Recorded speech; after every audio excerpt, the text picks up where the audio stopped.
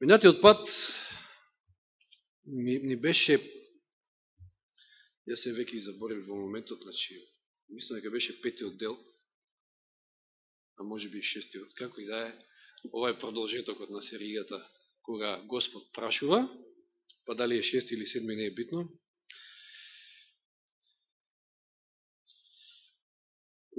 За разлика од минатиот пат, кога зборувавме, ако се секавате зашто зборувавме во Матеј 6 глава, зборувавме за тоа дека не треба да се преоптоваруваме со непотребни грижи за тоа што ќе јадеме, што ќе пиеме утре. И да на тој начин завршиме со емоционални проблеми, физички проблеми, со некоја психосоматска болест, не дај Боже, па и со духовни проблеми, затоа што грижата, како што рековме, колку повеќе грижи, толку помалку вера. За разлика од тогаш, сега ќе зборуваме за грижење. Не за грижи, туку за грижење во смисла служење. Кому треба да му служиме и ние како народ, по што треба да се одликуваме? Да отвориме најнапред во Лука 10 глава. Овде имаме еден познат настан. Лука 10 глава, ќе читаме од 25 стих. Значи Лука 10 од 25. И ете, еден учител на законот, значи оној кој што добро го познава законот, Тората, и кој што учи за законот, стана да го искушува и го праша. Го праша Исуса. Значи, еве, овде почнуваме со прашање упатено до Господа, до Исуса. Прашањето од овој учител на законот гласи: Учителе, што треба да правам за да наследам вечен живот? Битно прашање, може би најбитното, иако поставено на начин кој што едноставно функционирале тогаш и овие книжници, и фарисеите, и сите тие теолози во тоа време. Сметале дека треба нешто да прават, да направат, па тек така да наследат вечен живот.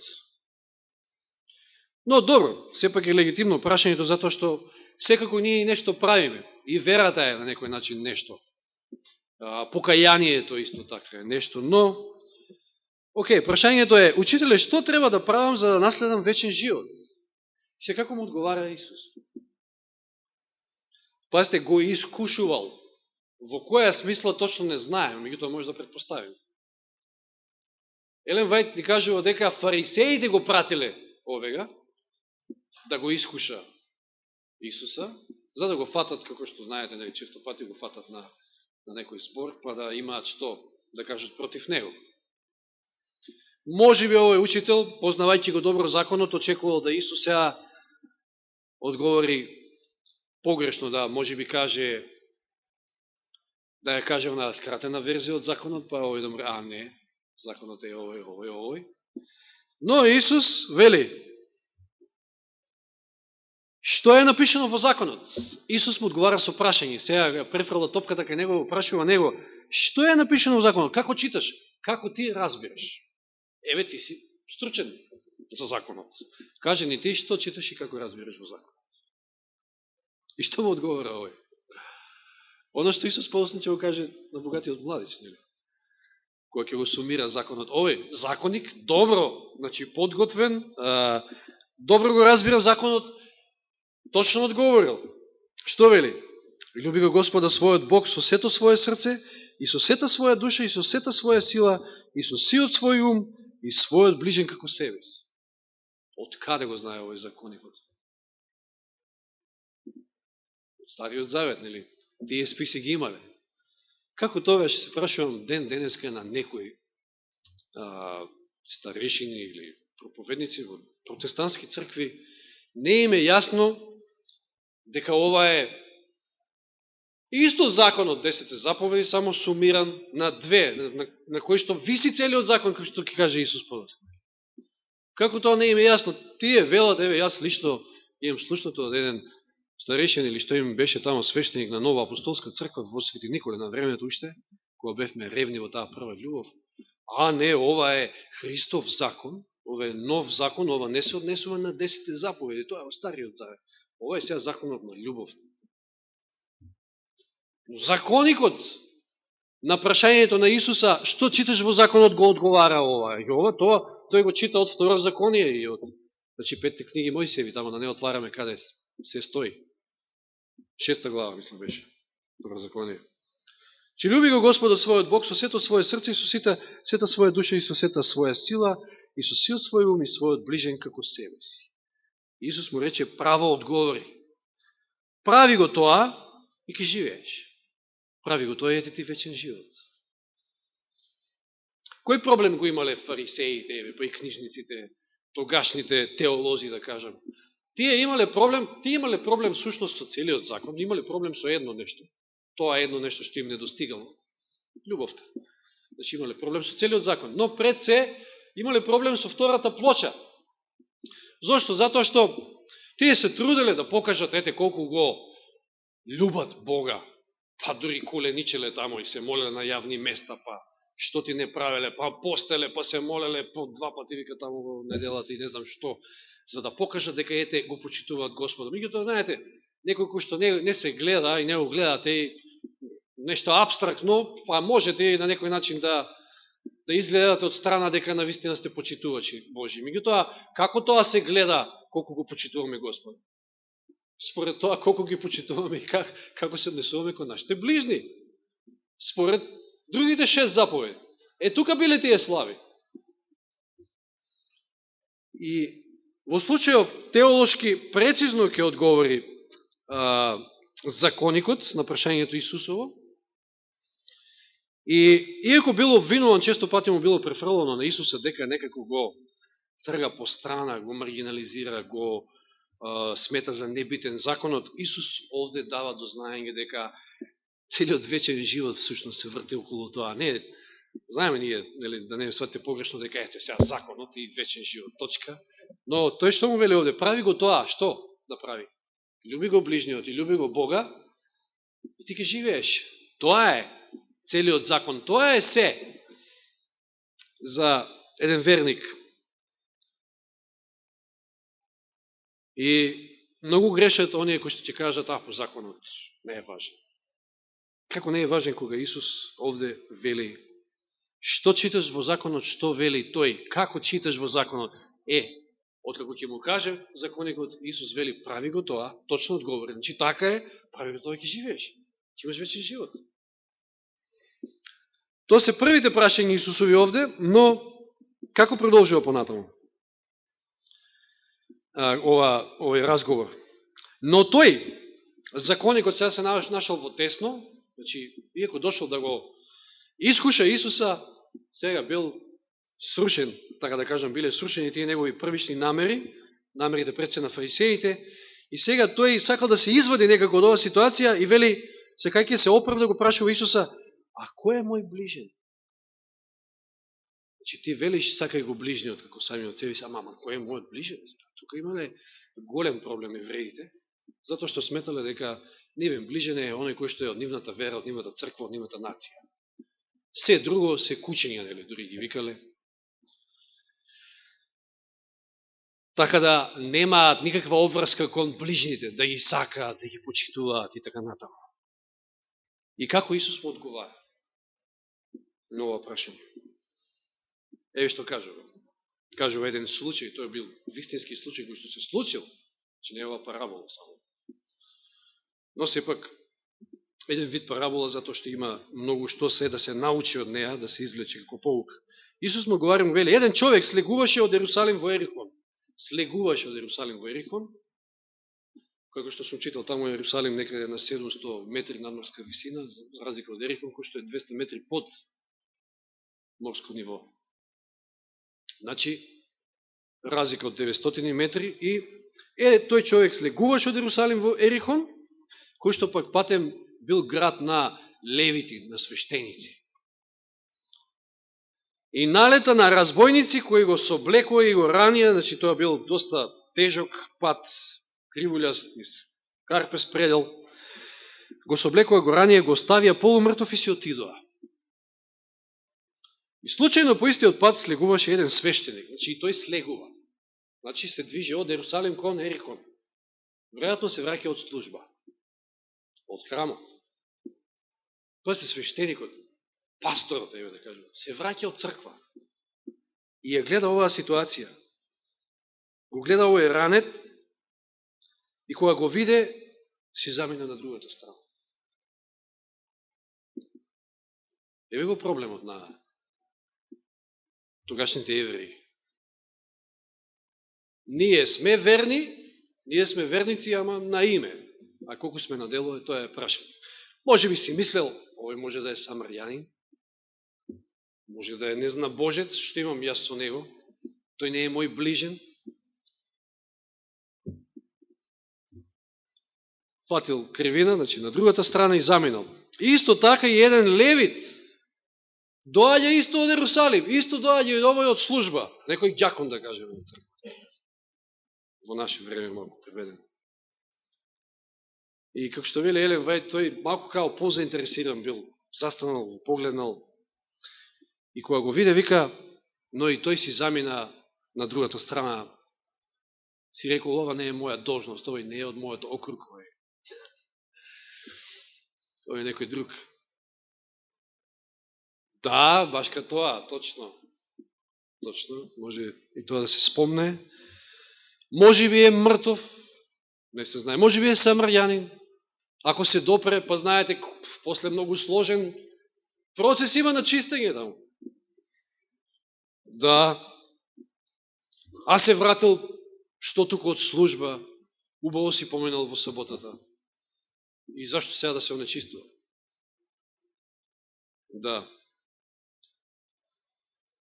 А еден патник, самарјанец, дојде до него и кога го виде, не фати кривина, не отиде на другата страна, туку се сожали.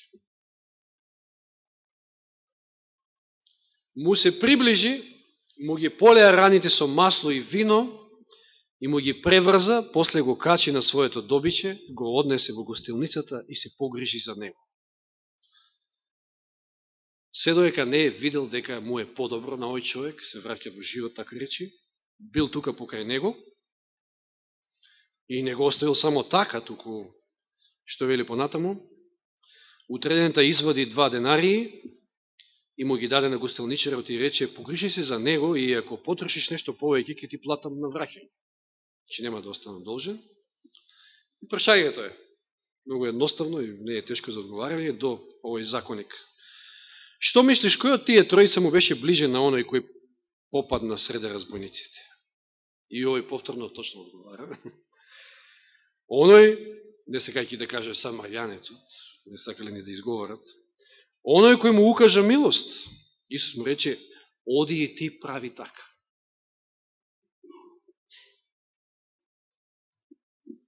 Што гледаме овде, драги браќи и сестри? Оној кого што го сметале за непријател, не знаеле. Мислам, не знаеле тие кој, каков е овој човек. Меѓутоа, оној кој што го сметале за непријател, се населе од самарјаните, кои што на некој начин биле и мешани евреи. Имале пак некоја еврејска крв, но толку многу биле замразени меѓу себе, па знаете, имале теолошки расправи околу тоа каде треба да му се служи на Господа, нели на таму на гората Геразим, или пак во Иерусалим и така натаму. Тој е оној кој што се сожалил и тој е оној кој што го направил оној што треба ние како христијани да го правим. И кој е твој ближен? Она расправија која што постоела во тоа време, Исус дава овде одговор, преку овој пример. Наш ближен е секој лице на кое што не му е необходна нашата помош. Без оглед на тоа кој и каков е. Па сите се своји на Господа. Сите се души кои што се создадени во Божи лик, без разлика дали се жолти, црни, бели. Наш ближен е секој душа која е ранета или загрозена од нашиот заеднички противник, сатаната. Наш ближен е секој суштество што му припаѓа на Бога.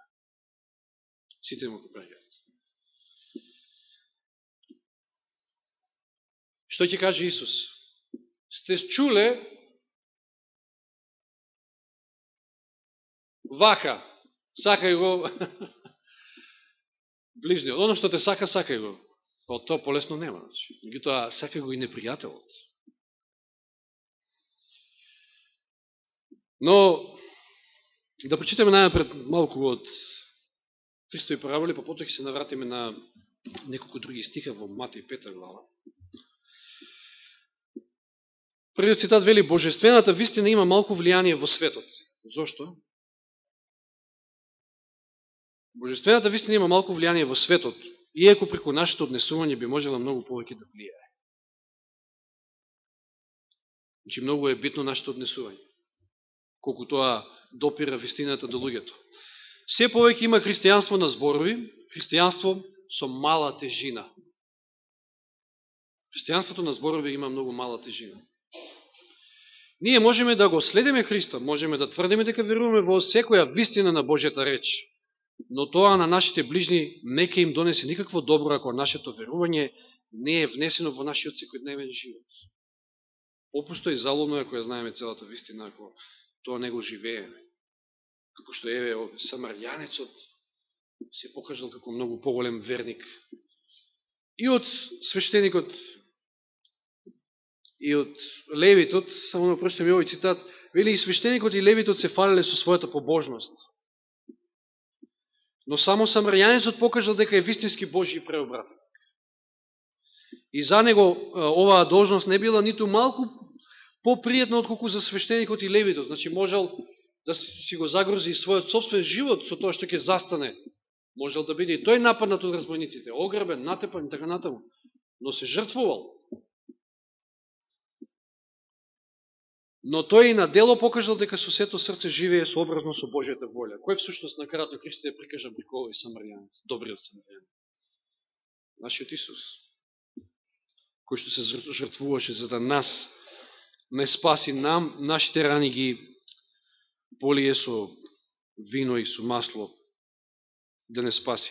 Нашето исповедање на верата може да биде високо дури до небото, но тоа нема да не спаси ниту нас, ниту нашите ближни, ако не сме христијани на дело. Вистинскиот пример ќе му донесе многу повеќе благослов на светот од сите наши зборови. Премногу јасно, Елен Вајт на друг цитат вели: светот нема да се обрати од тоа што се зборува од проповедалната, туку од она што црквата го живее. Од тоа повеќе се обраќаат луѓето. Друг цитат вели: не е можно срцето во кое живее Христос да биде скудно со љубов. Тоа е она што им недостасувало на евреите, еви на овој законник, на богатиот младич подоцна, во средбата со Исуса, кога Исус ќе му каже: едно ти недостига. Љубовта. Ако го љубиме Бога затоа што тој прв не љубил нас, ние ќе ги љубиме и сите за кои што Христос умрел. Замисли се враќа од богослужение, охрабрен, со наполнати батерии, и сега имаме практична ситуација во која што тој не реагира воопшто, туку го заобиколува дури човекот на кој што му е потребна помош. Да. На збор да, меѓутоа на дело не. Не можеме да се поврзаме со Божеството ако едновремено не се поврзаме со човештвото, зашто во оној кој седи на престолот на Вселената се соединило човечкото со Божественото. Поврзани со Христа ќе бидеме поврзани со нашите ближни, со златните алки на синџирот на љубовта. Тогаш во нашиот живот ќе се покажат истото сочувство и сожалување што ги покажал и Христос. И вели, ние нема да чекаме сиромасите и несрекниците да дојдат кај нас. Не е потребно некој да не преколнува за да почнеме да сочувствуваме со патилата на другите. Ке ни биде исто толку природно да им појдеме на помош на сиромасите и на настраданите, како и Христос што му било природно да оди и да прави тоа. Че ние самите ќе одиме. Не да чекаме да ни доаѓаат. Тоа ќе ни биде природно. Секоја чест на, ќе ги спомнам сега, Тони и Весна во овој случај, со она нивна акција што ја прават секоја сабота и не само секоја сабота, туку и знам дека помагаат на луѓе кои што имаат потреба од мебел, од секакви предмети, покуќина и така натаму. Тоа е христијанството на дело. Тоа е веќе отварање на широк пат за да се допре до тие луѓе. И фала на Бога што Има такви акции, но ние и не треба да чекаме на некоја таква акција или на група на луѓе, туку ние самите во нашите секојдневни животи се среќаваме со многу ситуации каде што можеме да покажеме на дело. И сега да отвориме во Матеј 5 глава, тука имаме едно друго прашање, кое што сум должен да го спомнам, затоа што некако како да го скокнав, затоа што минатиот пат преминавме во Матеј 6 глава. Видоа во 5 глава од Матеј имаме едно силно прашање од Исус е упатено и до тогашните слушатели на гората на блаженствата, но и до сите нас денес. Ајде ќе читаме од 43 стих, 5 глава Матеј. Сте чули дека било речено, целата оваа глава е скоро, сте чули дека било речено. Како што обично фарисеите постапувале според тоа што било речено. А дали е така, дали Бог го рекол или не, едноставно се труделе колку што можеле повеќе да си го модифицираат законот според себе. Да го злоупотребуваат, да го искривоколчуваат, на тој начин и криво прикажувајќи го и Божиот карактер, се разбира. Се чули дека било речено, љубете го својот ближен, значи љуби го својот ближен и мрази го својот непријател. А јас ви велам, јас кој што го запишав законот со мој прст. Јас ви кажувам како е. Може и вашите законици, и стручњаци, теолози да велат вака, но не, јас ви велам, љубете ги своите непријатели и молете се за оние кои што ве гонат, за да бидете синови на вашиот Татко кој е во небесата, кој прави неговото сонце да изгрева и над злите и над добрите и дава дожд и на праведните и на неправедните. И сега внимајате, еве го прашањето, во 46 стих. Односно во 47-миот, ама и тука има прашање. Оно што сакам да го потенцирам во 47-миот. 46 стих. Зошто ако ги любите оние кои ве љубат вас, каква награда имате? Што посебно правите ако ги любите оние кои што ви љубат вас? Па тоа е многу природно човечки, мислам. Кој не го прави тоа? Па сите тие и надвор, и најголемите, не знам, божци и неверници го прават тоа. Во ред? Никој не вели дека не е убаво. Значи, точно. Значи, зашто ако ги любите оние кои што ви љубат вас, каква награда имате? Зари цариниците не го прават тоа исто? Кој Исус испомнува цариниците, значи се спушта најниско што може. Цариниците били најомразените, мислам, тогашното општество. И предавниците, ако така сакам. Предавниците на народот, на нацијата, оние кои што се работували и работеле за окупаторот, па собирале пари од народот. Знаев дека ќе спомнеш тако нешто. Значи, заради цариници не го прават тоа истото. Значи, ништо не сте повеќе, ништо не сте посебно. Но Божиот народ треба да одудара од другите, треба да се разликува. Само таа разлика ќе може да привлече внимание. Ако сме како сите други, што? Нема никаква разлика. Нема што да привлече внимание. И видите 47 стих.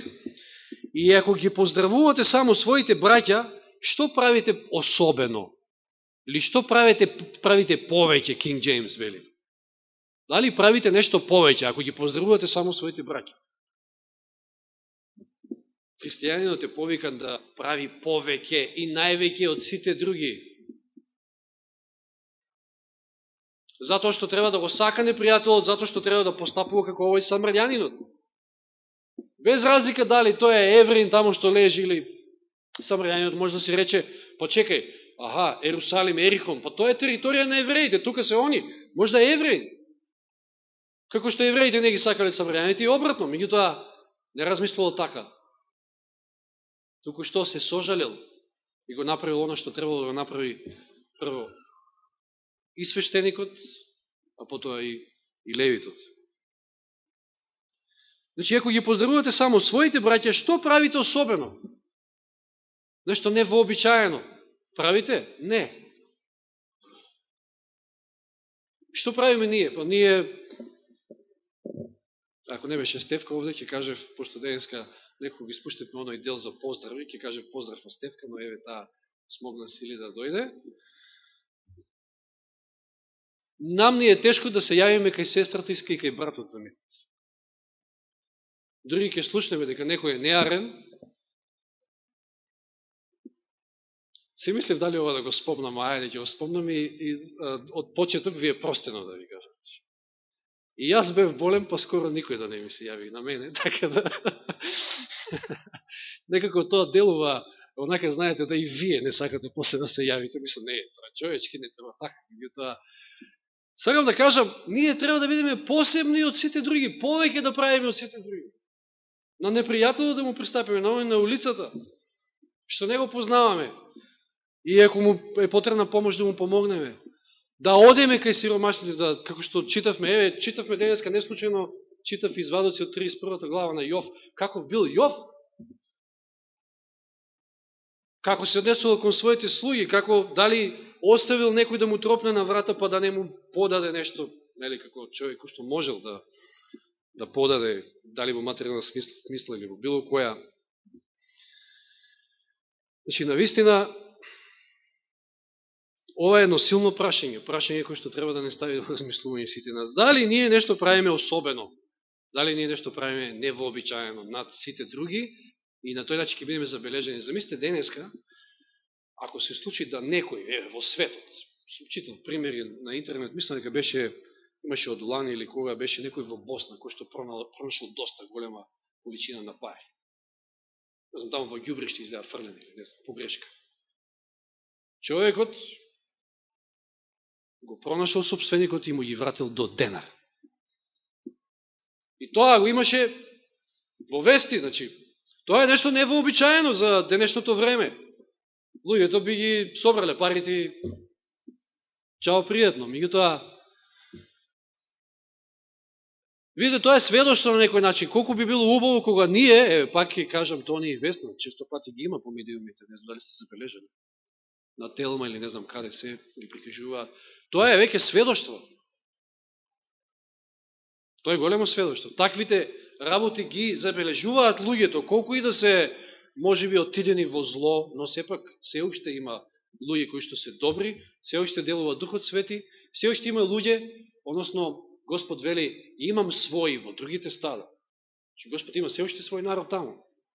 Како тој народ ќе забележи дека ние сме навистина христијани? По тоа што ќе бидеме над другите. Нема да укажуваме само љубов и почит кон ближните, туку и кон непријателите. Ако му треба чаша вода, непријателот ќе му подадеме, како што вели во една друга прилика Исус. Ако му треба леп, ќе му подадеме. И завршува вели, зар не го прават истото тоа и цариниците, повторно вели Исус. И така бидете совршени. Еве го совршенство. Еве што значи совршенство? Тоа значи да живееш од Божието Слово, да ја живееш вистината. Оно што го исповедаш, тоа е да го живееш. Тоа е совршенството. Не бара Господ, не знам какво совршенство и како ние тоа го замислуваме. И така, бидете совршени како што е совршен вашиот небесен татко. Нема што да додадам, освен да Господ ни помогне да наистина дозволиме да, ако ја имаме вистината, да и вистината не има нас и да живееме, практично да го живееме христијанскиот живот, и тогаш разликата ќе се забележи, луѓето многу лесно ќе забележат дека наистина сме негови следбеници. Нека Господ ни помогне во тоа. Амин.